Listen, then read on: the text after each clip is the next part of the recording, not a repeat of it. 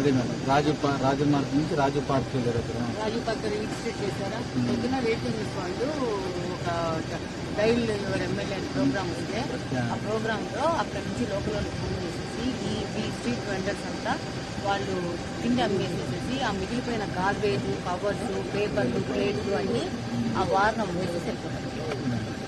ఇమ్మీడియట్గా వాళ్ళని మీటింగ్ ఇచ్చేసేసి మొత్తం అక్కడ ఏం చేసినా కూడా వాళ్ళది క్యాన్సల్ చేసేస్తారు. అంటే రాజు పార్క్ దగ్గర మేము పర్మిషన్ ఇచ్చినాం మేడం. రాజు మార్గ్ దగ్గర రాజు పార్క్ దగ్గర మొత్తం రెసిడెన్షియల్ ఏరియాస్ ఉన్నాయి. ఆ రెసిడెన్షియల్ ఏరియా దగ్గర వీళ్ళు అమ్మేసుకున్నాక మిగిలిపోయిన చెత్త చెదరం అంతా అక్కడ వేసేస్తున్నారు. నైట్ క్లీన్ చేయట్లేదు.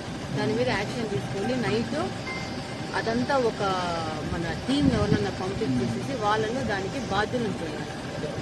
డస్ట్బిన్స్ పెట్టించడం, అక్కడ వేస్ట్ కింద పడదు. ఎవరి షాపు వాళ్ళది, వాళ్ళు డస్ట్బిన్ పెట్టుకొని వాళ్ళు ఎత్తుకొని వెళ్ళిపోవాలి.